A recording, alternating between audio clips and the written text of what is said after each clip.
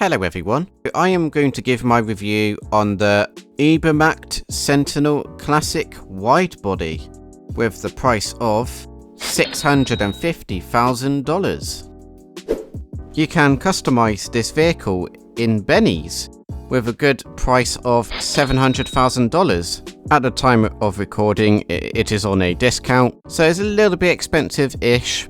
You're going to expect that when you're going to customize a Benny's vehicle. Moving on though, you do get a decent amount of options here from the front and back bumpers. They are similar from each other though, but that's choosing if you want carbon, secondaries or primary options of like the colours and stuff like that. Either way, they are different though. When you scroll down a couple, the bumpers are different from each other though. Same with the back as well. So yeah, they are different and it's good to see on the bumpers section here. The next bit here is the engine. You can customize the look of the engine. It's more of like putting a livery on or like different colors on it. Nothing to do with like actually changing the whole engine though, just the looks of it. But still, at least you can do that. You can change a little bit at the front here of the engine. It's more of just like putting a livery on or whatever you like. The strut brace, you can put that on as well if you're into that. There's like a livery option here for it as well, or you can go more chrome. It's up to you, but there's a fair decent amount of options here as well. The intercoolers, there's a good chance you might not notice it that much, to be honest, but if you really care about every little bit of detail, at least that option's there as well. Air filters, you can see that pretty well with most of these options here, so put on what you like, but they're all good and all different from each other yet again as well from those options. The exhaust, there's a good amount of exhaust options here, and they are different from each other as well, so that's really good to see right there. And you can get some chromes, titanium, carbons, and more. A good amount of options there.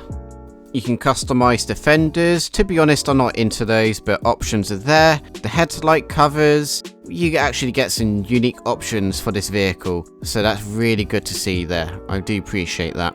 Either way, I think you'll appreciate these light options on the vehicle, depending how you want it to look on the vehicle.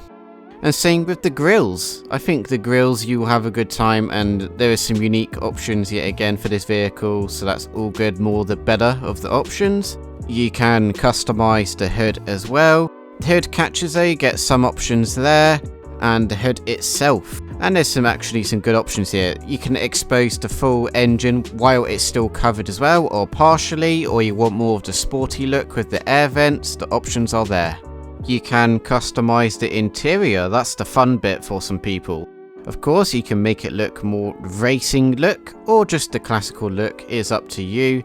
You can customize the doors, the seats if you want it more sporty looking, of your interest. You can go carbon with the seats. Steering wheel, of course, you can have different variants, of course, if you want more race look or rally, formula, and so on. You can change the light color for the speedometers and the roll cage as well, so all the options are here if you just want for the looks. You can customize the headlights and the neon layout. Livery options. There's a good amount of options here, and they are mostly really good here personally, so that's good to see, and it brings that classic feels still for the livery. Louvers, this is a good customization option here. It's good to put it on the vehicle if you are going to use it in missions. Loads of bullets will go through that window. It's better than nothing. Respray options is the usual, but occasionally, like with some vehicles, you can customize the trim color, so that has that option. You can customize the roof with some lights and with fins and more.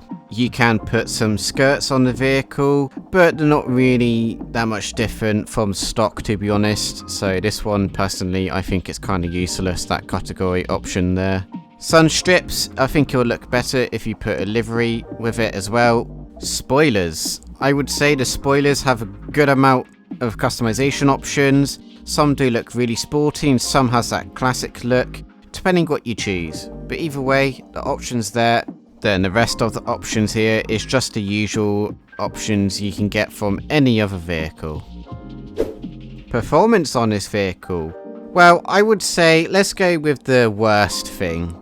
The worst thing about it, I'd say personally, is the brakes. The brakes are not really that good. Depending how fast you go, of course, but even near the top speeds, it struggles, to be honest. If you need to brake, make sure you brake like 1 or 2 seconds beforehand, depending where you are, of course. Make sure you hold that brake button. Tapping it won't help. You need to hold it down quite a while, really.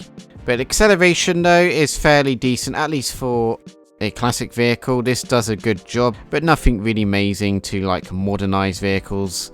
For a classic, this is good, or really good for the price range of it. The handling is not great either. It'd still be alright maybe for free mode to use, but if you take it for racing, it might not be the best classic vehicle for that, for racing, maybe, depending what course as well. The main reason as well is because of the back wheels. It just lets go occasionally, but except for that, the handling is okay on average. But as well though, at least the good thing about this vehicle is the top speed, which it can go up to is 127.25 miles per hour.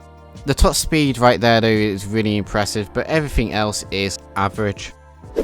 So is this vehicle worth pretty much over $1 million? That's if you buy the Benny's upgrade as well. At least for default price, I don't think so, but if it was under $1 million at time recording, it can be, then I think so. It'd be good for free mode use. Maybe in some classic racing, it could do decently well.